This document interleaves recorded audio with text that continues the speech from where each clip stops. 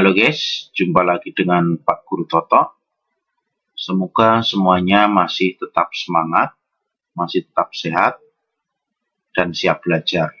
Oke, kali ini Pak Guru Toto akan membahas mengenai uji hipotesis, bagian dari statistik inferen. Oke, lanjut. Kita mulai dengan pendahuluan. Pengujian hipotesis adalah pengujian terhadap suatu pernyataan dengan menggunakan metode statistik sehingga hasil pengujian tersebut dapat dinyatakan signifikan secara statistik. Oke ya, lanjut. Hipotesis merupakan pernyataan yang kebenarannya masih lemah. Agar pernyataannya tidak diragukan, maka secara statistik kita bisa melakukan pengumpulan data dan melakukan pengujian. Dengan melakukan pengujian statistik terhadap hipotesis, kita dapat memutuskan apakah hipotesis dapat diterima, gitu ya. Dapat diterima. Data tidak memberikan bukti untuk menolak atau bisa saja ditolak. Data memberikan bukti untuk menolak hipotesis. Oke, seperti itu jalan ceritanya ya. Lanjut. Langkah-langkah pengujian hipotesis. Yang pertama itu menetapkan hipotesis. Nanti kita lihat contohnya ya guys. Kemudian hipotesis dibagi menjadi dua bagian, yaitu hipotesis 0 atau H0 lambangnya. Kemudian hipotesis 0 merupakan pernyataan yang akan diuji kebenarannya, gitu ya. Kemudian hipotesis alternatif itu H1 nanti, gitu. Hipotesis alternatif adalah pernyataan ketika pernyataan H0 ditolak. Paham ya guys? Ada dua bagian nanti di dalam menetapkan hipotesis. Oke, lanjut. Langkah kedua menentukan kriteria pengujian. Kemudian langkah ketiga menetapkan tingkat signifikansi dan titik kritis. Tingkat signifikansi alfa adalah besarnya toleransi yang digunakan dalam menerima kesalahan pengujian secara statistik. Tingkat signifikansi yang sering digunakan adalah ini ya, 0,01, 0,05, dan 0,1. Bisa ditulis 1%, 5%, 10%. Tergantung tingkat ketelitian yang digunakan oleh peneliti. Oke guys, lanjut.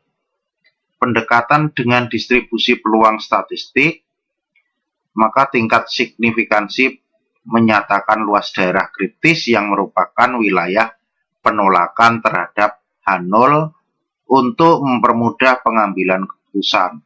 Maka digunakan titik kritis yang merupakan batas penolakan H0.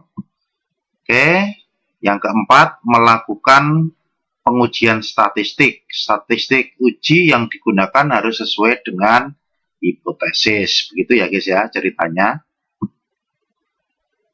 Yang kelima, mengambil keputusan. Itu langkah-langkahnya. Paham guys? Nanti kita lihat contohnya ya. Oke, sekarang kita lanjut. Dua macam uji hipotesis. Yang pertama, uji hipotesis satu arah. Itu modelnya seperti ini ya. H0-nya itu theta sama dengan theta 0. H1, theta itu lebih kecil dari theta 0. Gitu. Kemudian yang kedua, bisa juga modelnya seperti ini. H0-nya itu theta sama dengan theta 0. Kemudian H1-nya theta lebih besar dari theta 0 gitu.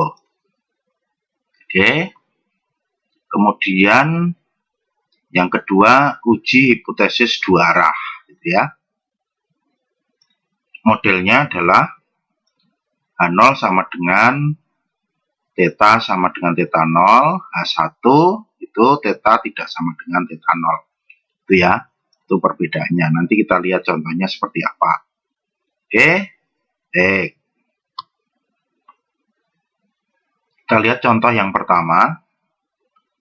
Suatu pabrik susu merek Nutrimilk melakukan pengecekan terhadap produk mereka. Apakah rata-rata berat bersih satu kaleng susu bubuk yang diproduksi dan dipasarkan masih tetap 400 gram atau sudah lebih kecil dari itu. Di kemasannya 400 gram ya guys. Dari data sebelumnya diketahui bahwa simpangan baku bersih per kaleng sama dengan 125 gram. Dari sampel 50 kaleng yang diteliti, diperoleh rata-rata berat bersih 375 gram. Dapatkah diterima bahwa berat bersih rata-rata yang dipasarkan masih tetap 400 gram? Ujilah dengan taraf nyata 5% gitu. Oke, coba kita jawab guys. Kita buat hipotesisnya dulu. Ya, H0-nya itu mu sama dengan 400. Yang kedua adalah mu lebih kecil 400. Ini model yang pertama ya, satu arah, sebelah kiri nanti nih. Taraf nyatanya adalah alfa sama dengan 5%, 0,05 dirubah seperti ini.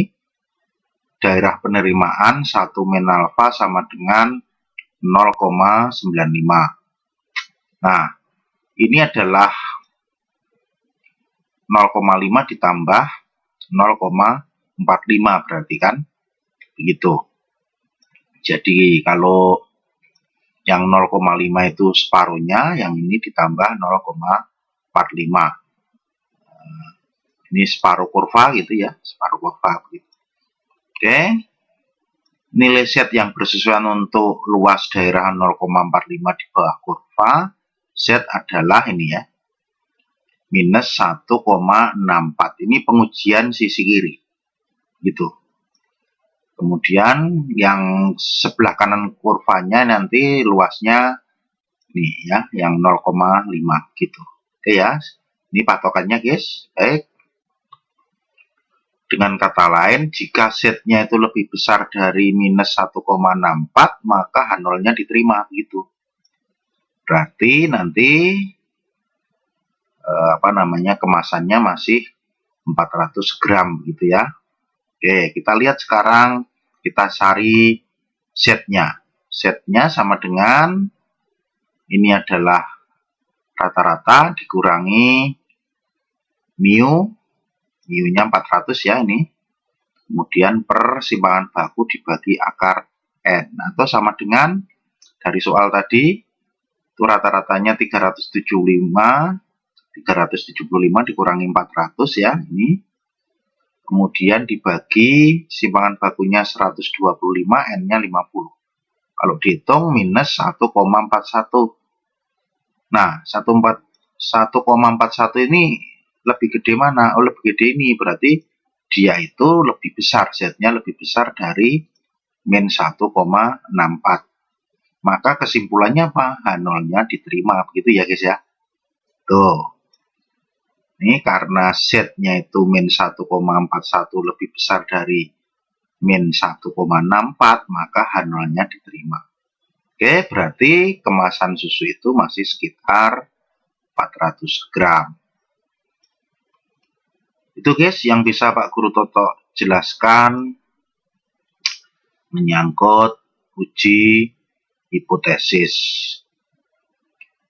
Semoga semuanya menjadi jelas, dan ini memang sengaja tidak Pak Guru Toto berikan contoh yang banyak. Nanti di video Pak Guru Toto selanjutnya akan saya berikan khusus contoh soal tentang uji hipotesis. Itu saja guys, semoga bermanfaat, dan jika ada pertanyaan silakan komen di kolom di YouTube di Pak Guru Toto Channel. Oke, sampai ketemu lagi guys. Thank you.